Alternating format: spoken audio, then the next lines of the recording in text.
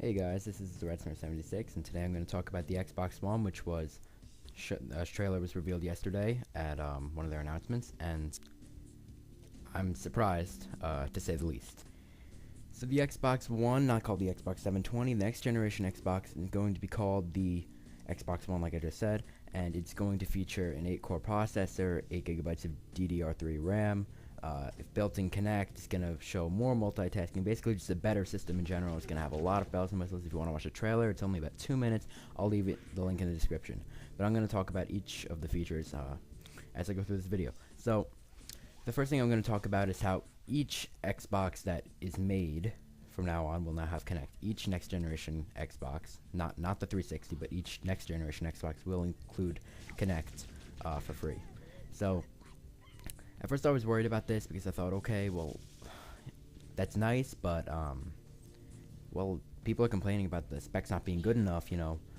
I don't know why they would put in all these bells and whistles that really aren't needed. I mean, yeah, sure, Kinect is cool, but it didn't really make very many good sales, so why do they continue to use it? I just don't see the point. I mean, they could probably not knock off a lot of money, and they could shave off money from the price of the Xbox, or they could keep the same price and then just make the specs better. So either way, it's more appealing to the general public than it is what they're doing now.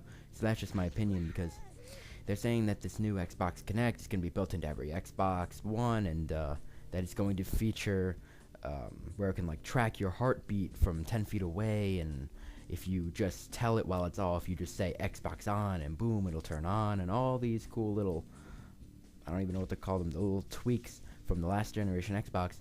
I mean, Microsoft must have invested a lot of money in this, not just putting this in every Xbox, but in the technology that they needed to make it. So I don't really see the point in making Kinect for the not an add-on for the next generation Xbox. I don't see why it can't just be an add-on, because a lot of people, most people aren't going to use it. So when they're trying to compete with Sony, who's going to have a faster CPU and 8 gigabytes of GDDR5, which is a faster type of RAM too, I don't see why they would be doing this.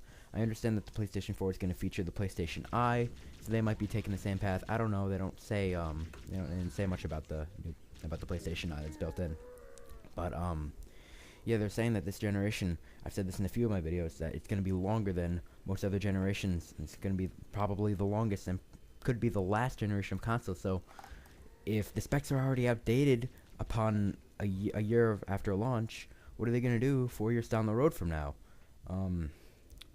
So I don't really understand what they're going with this. I don't see why they can't just, put an add-on onto the Xbox One and keep better specs for the future. It's like it's a better investment in my opinion.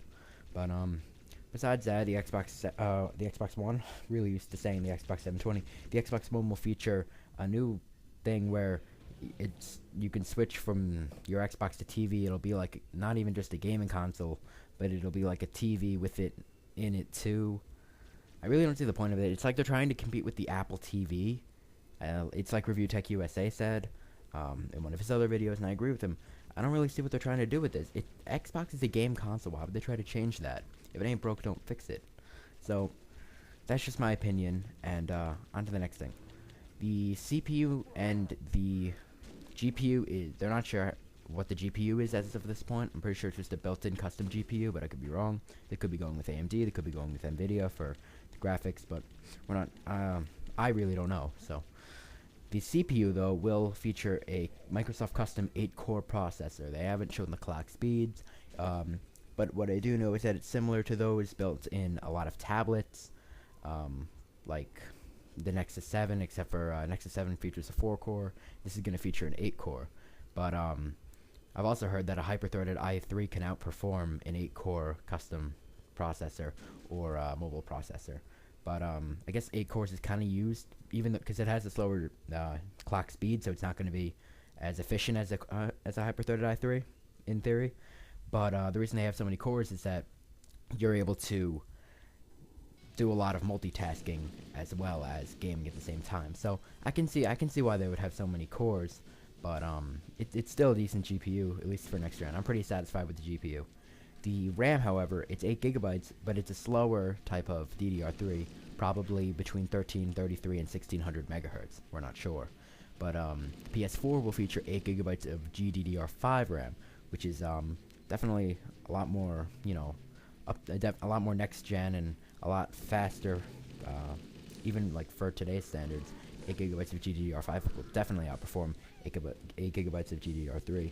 And if the console generation is going to last 10 years, or not even 10 years, let's say it only lasts 5, it's shorter than this one.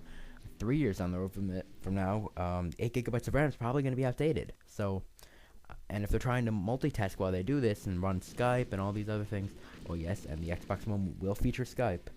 I don't know. I'm sure the 8 gigabytes of DDR3 will be fine, but the PS4 specs they look better. I'm not saying that the PS4 is the ideal console or anything. I mean, I'm not even sure what the PS4 looks like.